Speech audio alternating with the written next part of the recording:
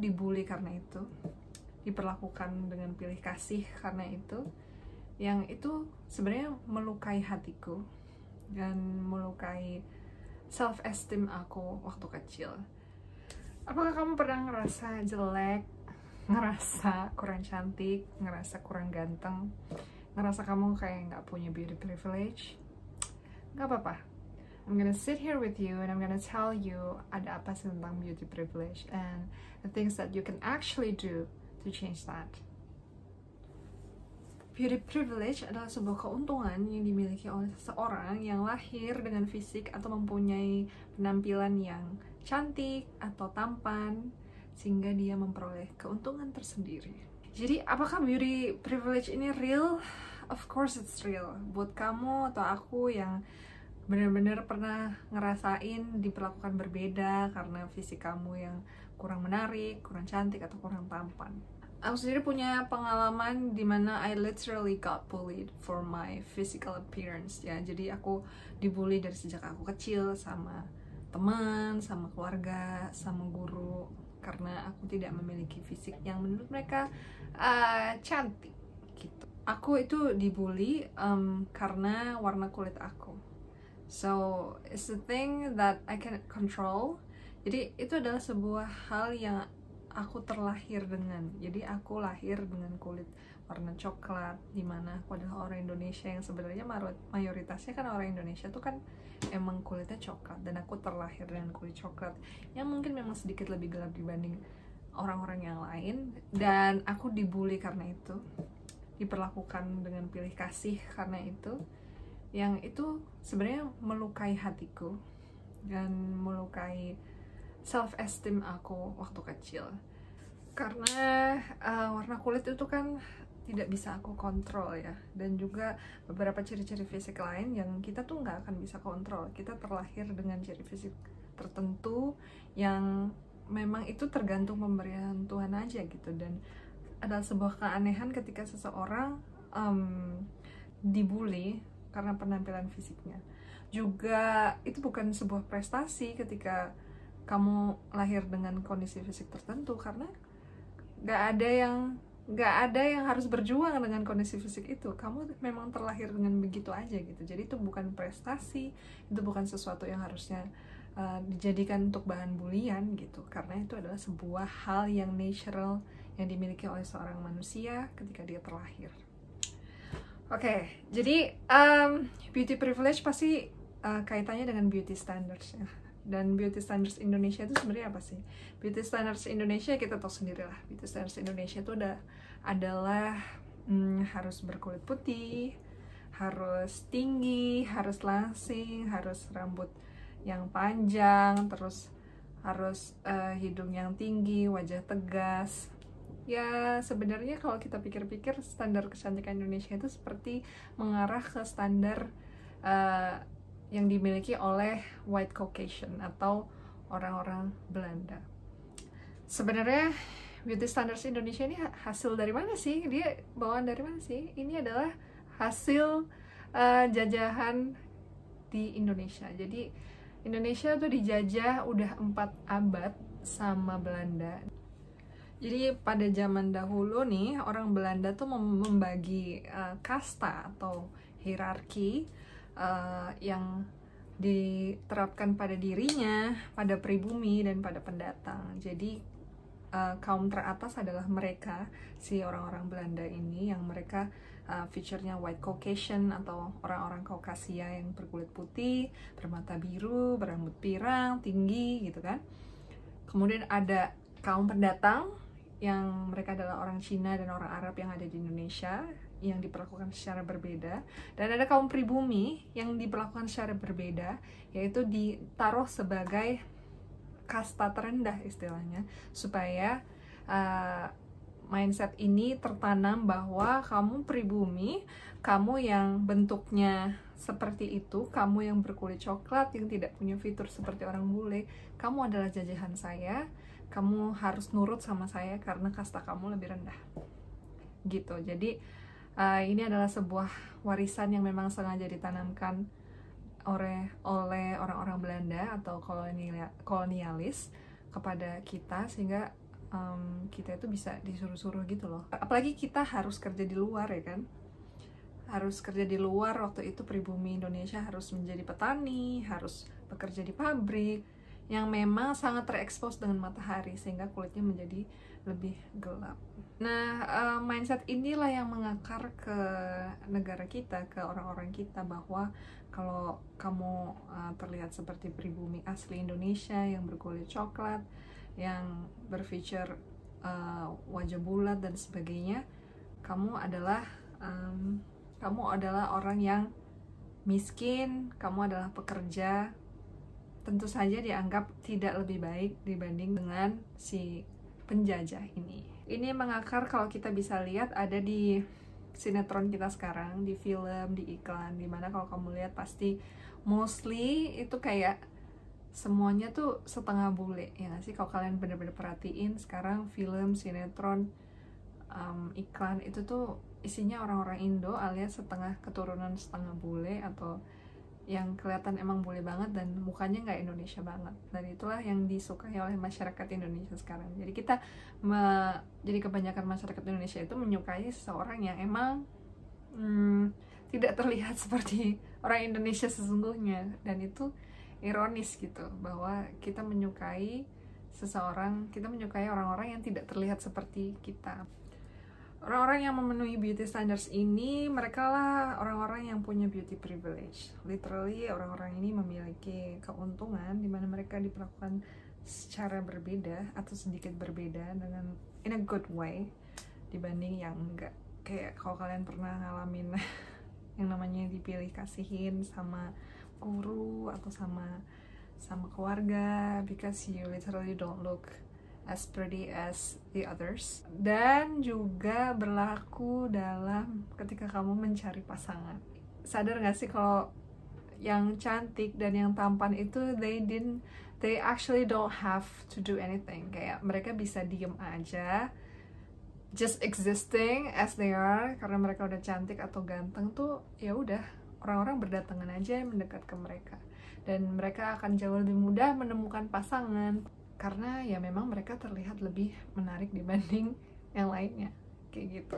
Contohnya nih yang kalau kalian lihat sendiri ada di reality show Korea tuh, reality show Korea dimana ada cewek yang menurut aku dia tuh nggak punya kelebihan apapun dibanding yang lain ya, kecuali emang dia lebih cantik karena dia matanya besar, yang mukanya nggak Korea banget. Dan cowok ini tuh bener-bener berusaha keras buat ngedapetin si cewek ini, padahal cewek ini kayaknya sebenarnya kalau mau dinilai secara objektif dia tuh biasa aja, nggak kayak ada peserta lain yang sebenarnya lebih pintar, lebih smart kayak gitu. Cewek ini ya biasa aja karakternya, tapi karena dia lebih cantik makanya dia disukai oleh cowok-cowok yang lain. Memang kejadiannya di dunia nyata kayak gitu ya guys. Jadi ya itulah yang namanya beauty privilege. Terus gimana kalau kamu nggak punya beauty privilege? Aku juga nggak punya beauty privilege, makanya ya hal yang paling masuk akal untuk bisa dilakukan ketika kamu nggak punya beauty privilege adalah ya berusaha mendekati beauty standards, berusaha memenuhi beauty standards, meskipun ada yang nggak bisa dilakuin ya. Karena pertama, misal warna kulit, kita nggak bisa dong kalau memang dasarnya kamu udah warna kulitnya kayak aku yang coklat gitu, terus kamu mau paksain jadi putih, ya nggak bisa. Itu nggak natural dan itu nggak bisa kamu kontrol. Terus bentuk wajah, bentuk ya semuanya deh, bentuk wajah, bentuk mata, bentuk hidung, itu kan kita nggak bisa kontrol. Nah sekarang apa yang bisa kontrol adalah ya kita bisa mulai dengan take care of our skin supaya bisa lebih clear skin. Misalkan kamu punya jerawat mukanya, ya kita bisa coba skincarean, coba perawatan supaya kulitnya lebih kinclong ya istilahnya, atau lebih clear gitu supaya tidak berjerawat. Karena ya emang lebih menyenangkan melihat seseorang yang wajahnya halus kan. Kita suka iri kan ketika ngeliat orang tuh wajahnya kayak halus banget nih, orang kayak nggak pernah punya jerawat gitu, dan mereka akan terlihat lebih cantik atau lebih tampan. Terus kamu juga bisa mulai make up kalau kamu cewek, bisa mulai dandan dikit, kayak put on lipstick, eyeliner atau apa, belajar make up sedikit-sedikit lah untuk make up yang bukan catfishing ya, make up untuk menipu, tapi make up yang emang cuma correcting aja. Kalau cowok sih lebih ke ini ya, lebih ke bentuk rambut aja. Jadi kayak kalau cowok mungkin nggak bisa make upan, tapi cowok bisa mencari bentuk rambut yang paling cocok, style rambut yang paling cocok dengan bentuk wajahnya mereka. Karena cowok tuh kayaknya kalau udah rambutnya tuh udah cocok sama bentuk wajahnya tuh damage-nya ini banget sih, dan akan terlihat lebih tampan sih, ya nggak sih? Terus kamu juga bisa mulai bebersih lah istilahnya, terlihat bersih, terlihat rapi, karena kalau bagaimanapun kalau kamu terlihat rapi, kamu pasti akan lebih enak dipandang dibanding kayak kamu kelihatannya kayak kusut, gak enak kan ngeliatinnya kayak gitu. Makanya kamu bisa mencoba lebih terlihat bersih, rapi, mandi.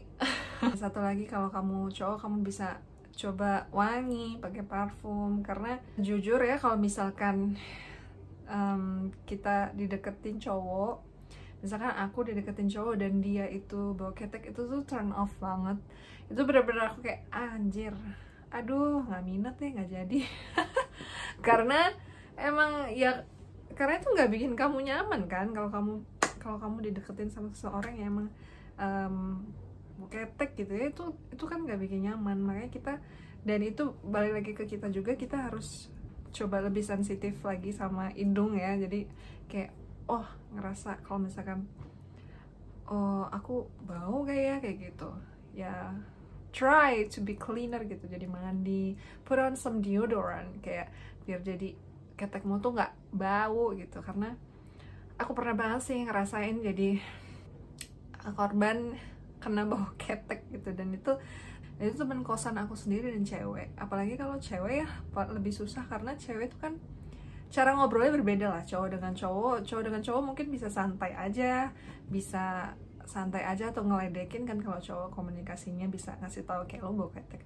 Tapi kok cewek nggak bisa kayak gitu. Cewek aja kita berusaha mengatur bahasa kita aja belum tentu diterima dengan baik. Kadang ceweknya tetap tersinggung gitu. Apalagi aku juga orangnya sedikit nggak enakan gitu, jadi aku mau ngomongnya gimana. Akhirnya yang aku lakukan adalah ya napas, gimana dong. Dan kamar aku jadi bau ketek, kesel banget gak sih? Jadi aku harus menyemprot pewangi ruangan di kamarku sendiri karena bau yang tersebar dengan merata. Jadi itu nggak enak banget, dan aku nggak bisa bilang apa-apa. Aku udah nggak ketemu lagi pun aku tetap nggak bilang, karena aku nggak enak mau ngomongnya kan, takut tersinggung, takut sakit hati ya. Itulah, karena tricky banget soal yang namanya bau ketek, itu tricky banget. Jadi buat kamu yang nonton ini, cobalah pakai deodoran, pakai parfum gitu, dan coba sensitif sama diri kalian sendiri. Apakah aku wangi nggak ya, aku bau nggak ya? Kalau aku bau, aku kayaknya jauh-jauh deh dari orang, kayak gitu. Terus kamu bisa memenuhi beauty standard. Misalkan kalau kamu kurus, kamu bisa makan, ya kan, gendutin dikit. Kalau kamu gendut, kamu bisa diet gitu. Dan ini adalah dalam kontrol kamu loh. Kamu bisa menentukan dirimu, kamu mau punya badan yang ideal, itu dalam kontrol kamu. Jadi nggak ada tuh yang namanya fat acceptance. That's so bullshit. Itu nggak ada yang namanya fat acceptance. Itu cuma, those are just reasons for lazy people gitu loh. Itu cuma alasan doang buat orang malas yang nggak mau olahraga, nggak mau emang usaha untuk mengurangi porsi makan gitu. Yang harusnya ada bukan fat acceptance, tapi treat people equally. Treat people equally with kindness, karena kita tuh harus baik sama orang despite the race, despite the skin color, despite if they're rich or poor gitu. Jadi kita harus ya baik aja sama orang tanpa harus melihat latar belakangnya, apa yang mereka punya, dan apa yang ada di diri mereka, kayak gitu. So sekarang kalau penampilan kamu udah perbaiki, lalu apa? Yang berikutnya adalah yang perlu kamu harus pay attention adalah karakter. Karakter ini terutama penting banget sih buat cowok ya, karena kenyataannya lebih banyak yang cowok yang sebenarnya biasa aja tapi karakter dia terpancar dan orang-orang suka sama dia, ketimbang cewek yang sebenarnya karakternya bagus tapi tetap aja nggak banyak cowok yang suka. Karena Sekali lagi, mungkin itu alasannya adalah karena cowok adalah makhluk visual. Jadi cowok mau gimana pun dia pasti akan ngelihat penampilan fisiknya dulu. Terus nanti kalau udah penampilan fisiknya ternyata oke, terus dia nyambung, ya oke, baru jalan. Tapi kalau cewek lebih dengan perasaan ya. Jadi kayaknya kalau cewek tuh udah suka, udah sayang tuh udah lewat tuh. Fisik kayak gimana tuh udah lewat gitu. Makanya kalau cowok itu kepribadian good, it's all done. Tapi kalau cewek, you have to have like great appearance. Kamu tuh harus cantik lah minimal gitu kan, enak dilihat lah minimal. Karena cewek emang banget dipandang dari fisik sih, and I realize about that. Itu adalah pengalaman aku sendiri, dimana ya kalau punya anak cewek, kamu nggak bolehin anak cewekmu itu pergi panas-panasan. Kalau anak cowok ya dibiarin aja, supaya nanti biar dia tuh jangan item lah kayak gitu. Capek emang jadi anak cewek sebenarnya, banyak diatur. Anak cewek nggak boleh, anak cewek mesti behave, anak cewek diharapkan harus feminin, harus keibuan kayak gitu. Sedangkan kalau cowok dia bisa mengumpat seenaknya gitu, and then there are still girls who like him. Makanya kita lihat beauty vlogger itu pasti banyak banget cewek, karena cewek sangat banyak yang mementingkan penampilan, karena emang dari dulunya kita itu banyak sekali dijudge soal penampilan itu loh. Agak miris sih, dan agak sedih karena aku juga ngalamin gitu. Sekarang karakter apa sih yang sebenarnya karakter seperti apa yang harusnya kita punya? Yang pertama adalah be confident wherever you go. Be confident in the way that you bring yourself to people. Be confident in talking gitu. Cari lingkungan baru. Kenapa harus banyak cari lingkungan baru? Karena itu ya untuk melatih kamu. Jadi paksa diri kamu untuk ngobrol, paksa diri kamu untuk berani ngomong dan berani ngajak ngobrol duluan. Itu tuh nggak apa-apa loh. Sayangnya kalau ya cewek, sekali lagi stereotipnya adalah zaman dulu ya, you just have to be quiet gitu. Cewek tuh harus to be quiet, you don't make move first gitu.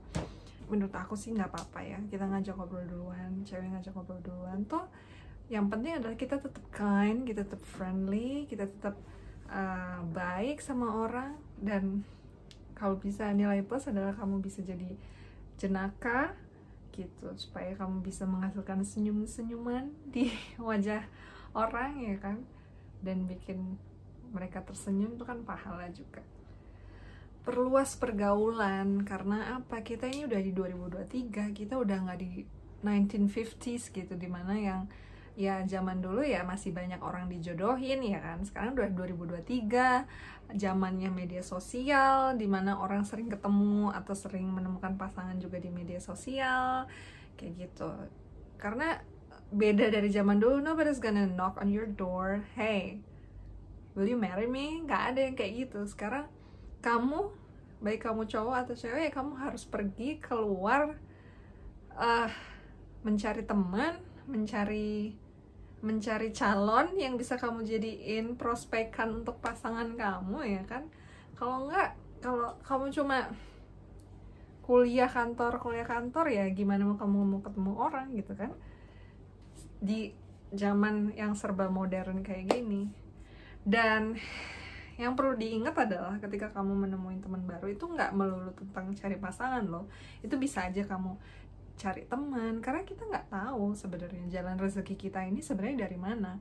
Bisa aja jalan rezeki kita itu dibuka dari orang yang kita ajak ngobrol, kita ajak ngomong gitu. Ternyata kamu menemukan kesempatan atau menemukan peluang-peluang baru dari kamu ngobrol sama orang ini gitu.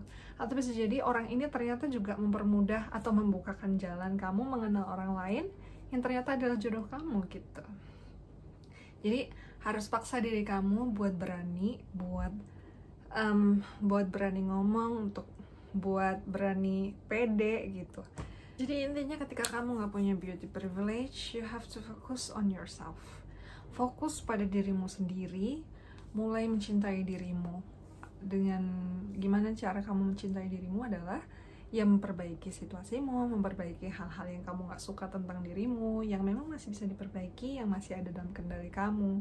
Kalau kamu masih malu, kamu masih suka minder gitu, lupain semua, jadilah percaya diri. Nanti aku akan bahas kalau perlu di video yang lainnya gimana caranya buat percaya diri. Tapi intinya adalah dengan kamu berusaha untuk memperbaiki dirimu sendiri, kamu akan jadi merasa lebih baik tentang dirimu loh, bahwa oh ternyata aku bisa loh jadi lebih baik daripada diri aku sebelumnya gitu. Dunia tuh nggak adil, dunia emang nggak adil, jadi ya udah bodo amat sama orang lain, aku akan fokus sama diriku sendiri aja. Okay? You may not have the beauty privilege, but you have the power to actually change your situations, to become the better version of yourself. I know that you can do it. Don't be lazy. I'm your friend. I'm gonna support you. I'm gonna be your biggest supporter to make better change for yourself. Yaudah, itu semua dari aku. I hope that you can learn something out of this video, and if you like this video, you can put thumbs up in this video and subscribe to this channel.